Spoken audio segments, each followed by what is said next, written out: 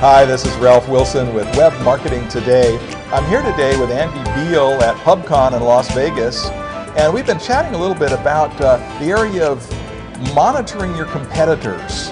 Andy, why should you monitor your competitors to start with? How is that important? Well, you need to know what your competitors are doing. There's some great insight that you can learn for your own business just by keeping an eye on the successes and the failures that your competitors have. So you can learn how to improve your own business. Oh, absolutely. Yeah, there's, for example, if on a search engine optimization campaign, you're trying to figure out, okay, how do I increase the links to my site? Where do I get great links?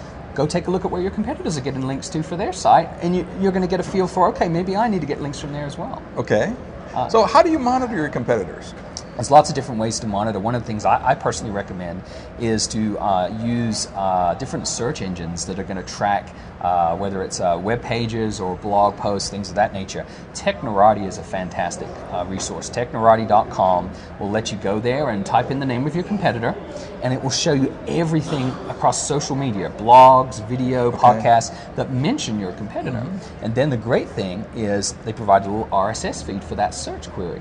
So if you have an RSS reader, if you're already keeping an eye on news stories that you like, you can click on that and subscribe to that RSS feed.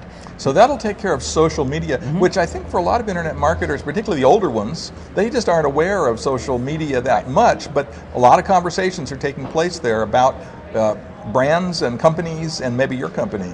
Yes, absolutely. So not only track your competitors, but track what's being said about you as well. So there's Technorati. What other tools do you see? Another good one is Google's products. So for example, Google News. Google News does a fantastic job of monitoring more of the mainstream news. So if your competitor gets mentioned in the Wall Street Journal, perhaps they had a product recall and you want to know about it.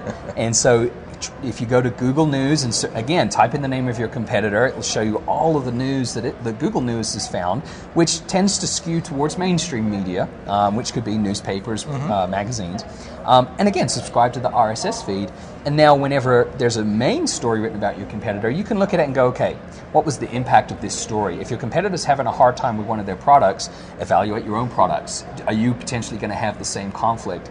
If your competitor's announced a new service and it's getting great reception, you might want to think about, should we offer that as well? What if you find out that your competitor has just had a product recall and has egg all over their face? How do you suggest you respond to something like that? Well, I see this all the time, certainly being the publisher of Marketing Pilgrim, which is a news site.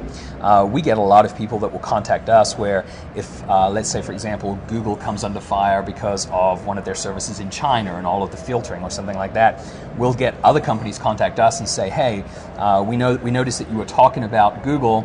We have a similar offering that has none of those issues whatsoever, and we really think that your readers might be interested in seeing that. So look for those opportunities where your competitor's weakness can become your strength. So if your competitor's under fire, let's say for example your competitor's under fire right now because their products have a lot made in China and they have lead in the paint, but all of your products are made in the US. Contact all of those same publications that are talking about your competitors' problems right now and say, hey, XYZ company, we produce all of our products in the US, we have none of these issues, we'd be happy to discuss with you why we made that decision never to let our products be made in China. So what I don't hear you saying is go dump on your competitor in print or something like that. That can backfire on you. It can backfire. I mean, if your competitor gets into trouble, they're going to dig their own hole, right? So there's going to be plenty of journalists and bloggers that are going to be out there analyzing them, picking them apart. The last thing you want to do, this is not a presidential campaign where you need to go negative, right? You don't need to run your own commercials talking about their downfall. Let them take care of it. I'm a big believer in focus on your positives, your strengths. So in a way, you are accentuating the negative for them by focusing on your positives. But yeah, definitely it can backfire if you conduct a negative campaign against your competitor. Then people in glass houses, shouldn't throw stones, and so you don't want to face a similar attack. That if you've been all high and mighty and trying to accentuate the negatives of your competitor, you might come under a fire at some point in the future. And so you want to be honest and fair and authentic in your response. So you can learn from your competitors. You can through what you see about them, find niches and perhaps other ways to accentuate your own strengths. Absolutely. Well, thank you so much for sharing with us today. Andy, tell us about your business and what you do. Okay, well, I'm the independent marketing consultant for Marketing Pilgrim, and which conveniently happens to be the name of our blog, marketingpilgrim.com, where we cover a lot of trends and news in internet marketing. And just got finished co-authoring a book, Radically Transparent, which will be out in early 2008.